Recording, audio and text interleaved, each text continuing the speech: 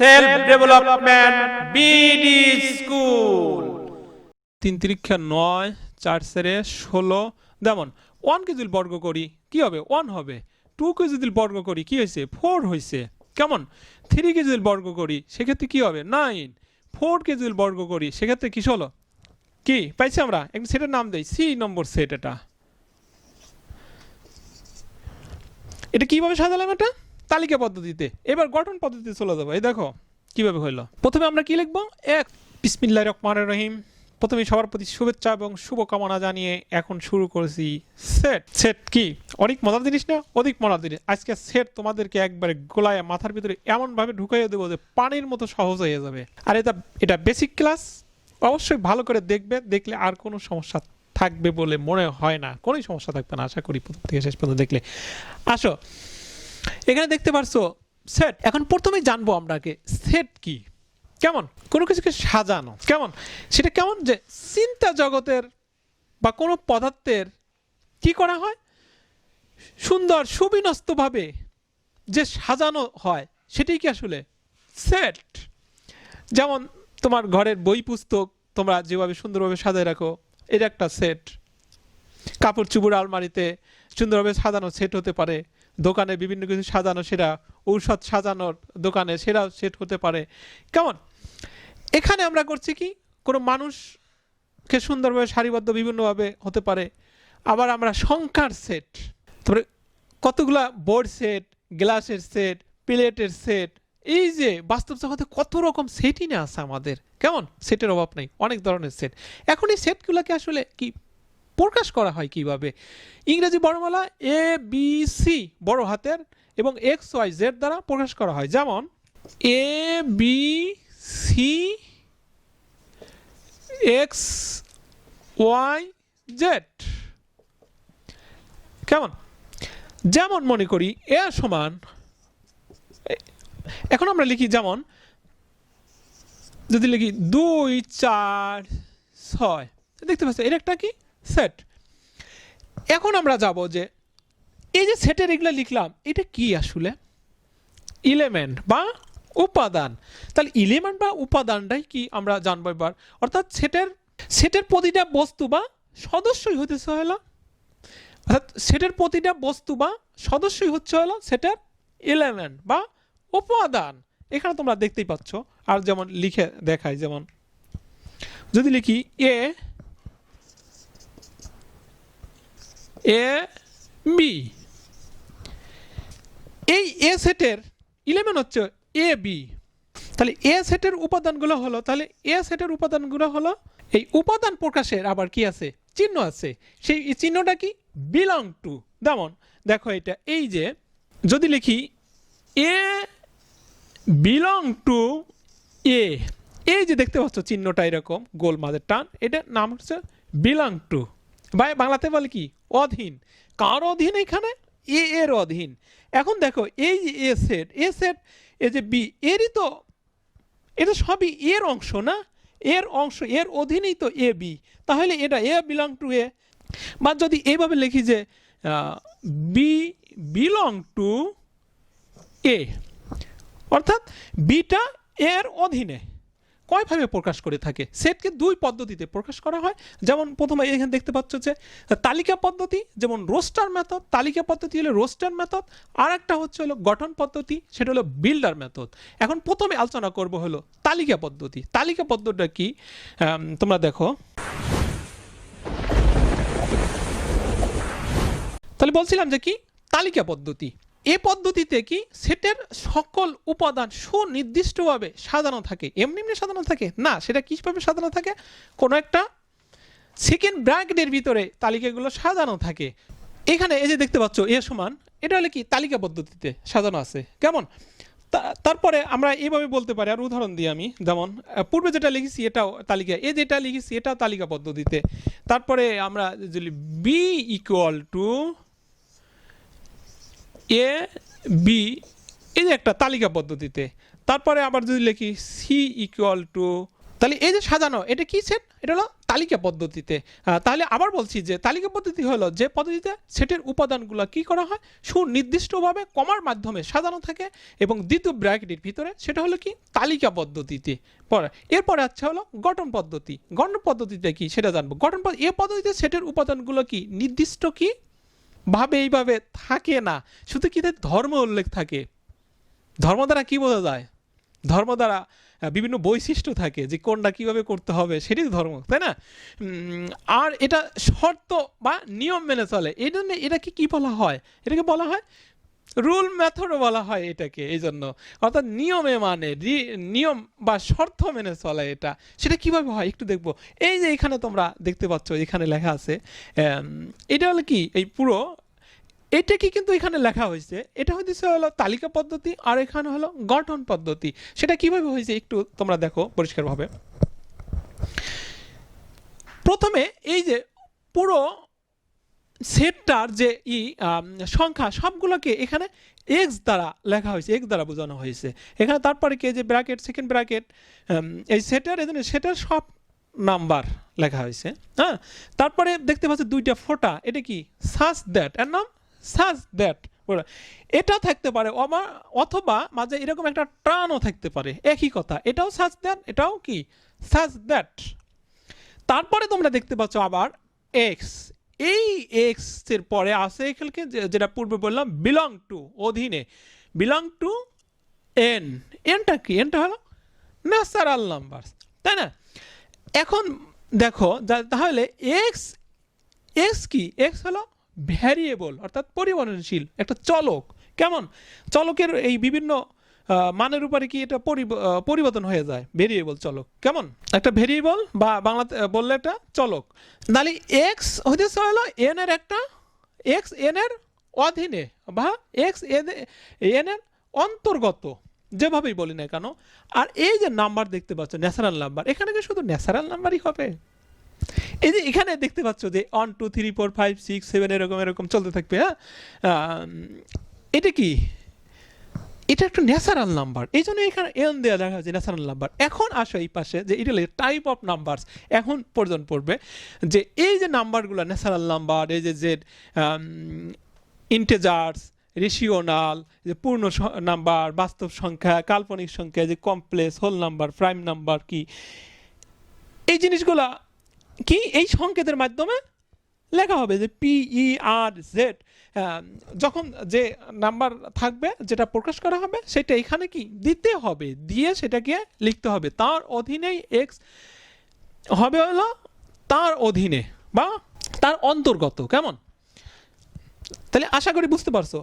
আর এইখানে তোমরা যে নাম্বার দেখতে পাচ্ছ, এই নাম্বারগুলো নিয়ে একটা ভিডিও করা আছে, বিস্তারিত ওখানে বর্ণনা করা আছে যে রিয়েল নাম্বার কি, পূর্ণ সংখ্যা কি, ন্যাচারাল নাম্বার কি, সব এখানে কাল্পনিক সংখ্যা কি, সব বর্ণনা আছে। ওই ভিডিওটা অবশ্যই দেখে নেবে, তাহলে একবার পরিষ্কার হয়ে যাবে। কেমন? তারপরে এখানে দেখো এই যে এক্স আছে, এক্স রেঞ্জ অফ নাম্বার, অর্থাৎ এই যে সংখ্যার রেঞ্জ কত, অর্থাৎ পরিসীমা। রেঞ্জ কি? পরিসীমা। পরিসীমা কত দূর, এই সীমা কত দূর? ইচ্ছা করলে তো আর লাফায় একবারে অনেক নিতে পারবে না, এর সব না, তা হবে না। রেঞ্জের যে ওখানে ফাংশনের যে ভিডিও আছে, ওই ভিডিওর ভিতরে পরিষ্কার এখানে বোঝানো আছে রেঞ্জটা কি, ওখানে ওই ভিডিওটা দেখে নেবে, তাহলে এটা পুরো পরিষ্কার হয়ে যাবে জিনিসটা কি। হ্যাঁ, তারপরে দেখো এখানে এই রেঞ্জটা এখানকার তোমার ফাংশনের উপরে সেটা নির্ভর করবে, যে ফাংশনের কার্যকারিতার মাধ্যমে, নিয়মের মাধ্যমে, নির্দিষ্ট নিয়মের মাধ্যমে কি হবে, রেঞ্জ বের হবে। এবং রেঞ্জের সেই তখন একটা পরিসীমা আসবে, সেটা এখানে বোঝানো হয়েছে যে এক্স দ্বারা যে রেঞ্জের রেঞ্জ অফ নাম্বার, অর্থাৎ এক্স এর সেই পরিসীমাকেই বোঝানো হয়েছে এখানে। আর দেখতে পাচ্ছ এখানে যে এক্স ইজ লেস দ্যান 8, অর্থাৎ এক্স এর চেয়ে 8 কিন্তু বড়। এখানে কত পর্যন্ত আছে দেখো, এখানে 7 পর্যন্ত আছে, অর্থাৎ এক্স এর মানটা, 8 এর মানটা কোন দিকে, এক্স এর দিকে চলে আসছে। অর্থাৎ এক্স এর মানটা শুরু হয়েছে কোথা থেকে? এই যে 1 থেকে শুরু হয়েছে, তার মধ্যে বোঝাচ্ছে এদিকে চলতেছে, আসতেছে এইদিকে, তাই না? এক্স এর যেহেতু 8 এর চেয়ে ছোট, সে ছোট 1 2 হতে পারে, 3 4 5 6 7 হতে পারে, তাই না? কিন্তু 8 এর চেয়ে ছোট, কেমন? তাহলে কিন্তু আমরা এটা পুরো বুঝতে পারলাম গঠন পদ্ধতিতে কোনটা কিভাবে, কোনটার মানে কি এবং কিভাবে কি হয় আমরা পরিষ্কার বুঝতে পারছি, আর কোনো সমস্যা থাকার কথা না। X belong two N, x is less than 7। দেখো এইখানে প্রকাশ করলাম, এটার দ্বারা কি বোঝাচ্ছে একটু পরিষ্কার হও। এটা তো বুঝতেই পারছো এখানে প্রথম থেকে এইটুকু, কিন্তু এইখানে একটু ঘাবলা লাগছে, মিল নাই ওখানে, তাই না? হ্যাঁ, সেটাই দেখাবো এখন যে 7-এর চেয়ে এক্স ছোট। ওই যে নাম্বারগুলো যেগুলো সবগুলো নাম্বারই তো কি এক্সের, তাহলে কিন্তু দেখা যাচ্ছে এইবার হলো এক্স কিন্তু আবার কি ইকুয়াল টু 7, এতটুকু এখানে পার্থক্য। কেমন? তারপরে যদি আমরা আরো লিখি, যেমন x such that x belong to n, আমরা নাম্বার একটু চেঞ্জ করে দিই, এবার হোল নাম্বার, নাম্বার চেঞ্জ করে দিব, হোল নাম্বার দেই। হোল নাম্বার কি থেকে আরম্ভ হয়েছে? 0 থেকে আরম্ভ হয়েছে, 0 থেকে 1 2 3 4 5 এগুলো কি সব হোল নাম্বার। তাহলে এখানে আমরা কি দেব?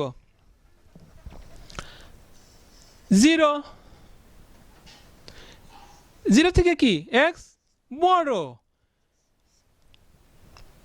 তারপরে কত আছে সংখ্যা? এখানে কত সংখ্যা? 8 দিয়ে দিই, কিন্তু 8 এর চেয়ে ছোট।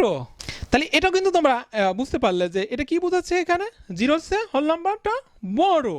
এই যে পূর্বে যেটা দেখতে পাচ্ছ এখানে যে কি, এটা তো বুঝতেই পারছো। আর এটার বলছে হোল নাম্বার, এই whole number x belong to W, হ্যাঁ, আর এক্স এর মান 0 এর চেয়ে বড় এবং 8 এর চেয়ে ছোট। এটাই কিন্তু এখানে প্রকাশ করতেছে যে কোন পর্যন্ত আছে। বা যদি আমরা দেই এরকম পুরা এটা 7 পর্যন্ত আগের মতো এইভাবে লিখি, সেভাবে কিন্তু আমরা কি করতে পারবো, লিখতে পারবো। হ্যাঁ, ইকুয়াল টু 7 দিলেও কিন্তু তখন হয়ে যাবে। কেমন? আমরা তখন এইটার নেওয়ার কি প্রয়োজন হবে না। আর এখান থেকে 0 থেকে শুরু হয়েছে, এই জন্য কিন্তু 0 এখানে 0 থেকে শুরু হয়ে গেছে এবং সে 0টা কি এক্স এর চেয়ে ছোট। কেমন? এখন আমরা আরেকটু প্র্যাকটিস করবো, একটু সাথে থাকো। দেখো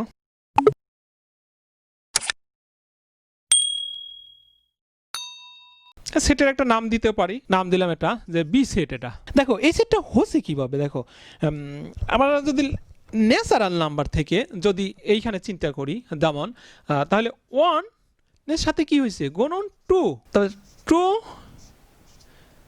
গুণন 2, 3 গুণন 2, 4 গুণন 2। তাহলে মূল কোথা থেকে আসলো? দেখো 1 ন্যাচারাল নাম্বার থেকে কিন্তু এখানে চলে আসছে এই সেটটা। কেমন? 2 4 6 8।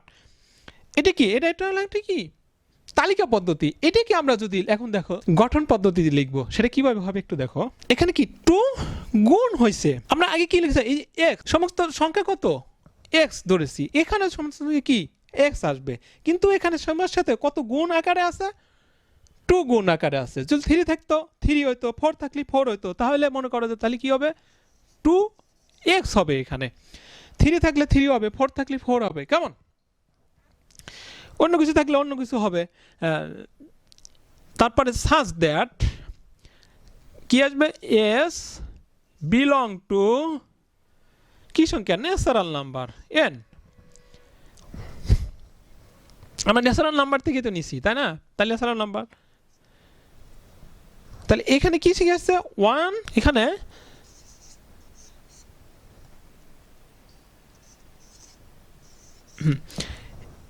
এইবার দেখো, এখন বলতে পারো যে এটা কিভাবে লিখলেন, কেন লিখলেন? হ্যাঁ, x এর মান আগের মতোই, যে কি হয়েছে এখানে x এর সব মান, তাহলে এখানে আমরা 2 গুণ করে বৃদ্ধি পেয়েছি, তাহলে পরেরটা কি আসবে? তাহলে 5 আসবে। 5 দুগুণে কত হবে? 10 হবে।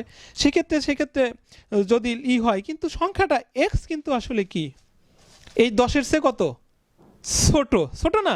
এখানে কত পর্যন্ত আছে? 8 পর্যন্ত আছে, 10-এর চেয়ে ছোট। তাই এখানে প্রকাশ করতেছে যে এখানে the x is less than 10, s is less than 10, এটা কিন্তু আসলে প্রকাশ করা হচ্ছে। আবার নিচে ইকুয়াল টু দিয়ে আমরা লিখতে যাচ্ছি না, যাই হোক আমরা অন্য আরেকটা উদাহরণ দেব, একটু খেয়াল করো। দেখো এখানে যদি লিখি, এবার আমরা একটু বর্গতে চলে যাব। যেমন 1 3 3 9 4 4 16, যেমন 1 কে যদি বর্গ করি কি হবে? 1 হবে।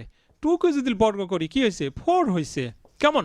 3 কে যদি বর্গ করি সেক্ষেত্রে কি হবে? 9। 4 কে যদি বর্গ করি সেক্ষেত্রে কি হলো? কি পাইছি আমরা? একটু সেটার নাম দেই, সি নম্বর সেট। এটা কিভাবে সাজালাম? এটা তালিকা পদ্ধতিতে। এবার গঠন পদ্ধতিতে চলে যাবো। এই দেখো কিভাবে হইলো। প্রথমে আমরা কি লিখবো? 1। এইবার দেখো এখানে আমরা কি করছিলাম? 2 গুণ করছি, কিন্তু এখানে কি আকারে আছে? বর্গ আকারে আছে। কার উপরে? x। মূল সব সংখ্যাগুলো কি দ্বারা প্রকাশ করছি? এই যে এখানে কি সব সংখ্যা, এই যে x, তাই না? এটাও কিন্তু এটা সব সংখ্যা x দ্বারা এখানে প্রকাশ করেছি। তাহলে এটা কি আকারে আছে? বর্গ আকারে আছে। তাহলে x স্কয়ার, তারপরে such that x belong to, এটা যদি ন্যাচারাল নাম্বার নিয়েছি, n কমা বা n s is less than, পরের সংখ্যাটা যদি নিয়ে আমরা ছোট ধরি, আমরা লেস দেন করে করি, তাহলে সেক্ষেত্রে কি হবে? 5 5 25। আশা করি তোমরা তালিকা পদ্ধতি কি কিভাবে লিখতে হয় এবং গঠন পদ্ধতি কি এবং কিভাবে লিখতে হয় সেট, সেটা কিন্তু পরিষ্কার হয়ে গেছে, ক্লিয়ার। আর কোনো সমস্যা থাকার কথাই না। আর ব্যাপারগুলো ইজি, খালি একটু বুঝতে হবে, বুঝলেই একদম পরিষ্কার। কেমন? এইভাবে আমরা ইচ্ছা করলে এই সংখ্যাগুলোকে বিভিন্নভাবে বিভিন্ন মোড়ে নিয়ে আমরা সেট আকারে বিভিন্নভাবে সাজাতে পারবো আমাদের ইচ্ছা মতো, তাই না? এখন আমার ঘর, আমি ইচ্ছা মতো বিভিন্নভাবে সাজাতে পারি না, সম্ভব সেটা। আমরা সংখ্যাকে নিয়েও আমরা বিভিন্নভাবে সংখ্যার খেলা করতে পারি, ম্যাথের খেলা করতে পারি, এরকম বিভিন্নভাবে সাজা। কত রকম সংখ্যা আছে, এই সংখ্যাকে বিভিন্নভাবে আমরা নিয়ে এই কিউব করে, কিউব আছে, টু দি পাওয়ার 4 আছে, আর অন্য কিছু যোগ বিয়োগ গুণ ভাগ বিভিন্নভাবে আছে, বিভিন্ন আকারে কিন্তু আমরা নিয়ে মোট ভাগ দিয়ে সাজাতে পারি। কেমন? আশা করি তোমরা বিভিন্নভাবে প্র্যাকটিস করবে, কিন্তু বইতে যেগুলো আছে সেগুলো আগে শিখে তারপরে অন্যগুলো কেমন করবে, আর একদম পরিষ্কার হয়ে যাবে। তারপরে ভিডিওটা কেমন লাগলো অবশ্যই মন্তব্য করে কি জানাবে। আর যদি ভালো লাগে তাহলে কি করবে? লাইক, কমেন্টস এবং সাবস্ক্রাইব করবে অবশ্যই। আর পরিশেষে সবার প্রতি শুভেচ্ছা এবং শুভকামনা জানিয়ে এখানে শেষ করছি। খোদা হাফেজ।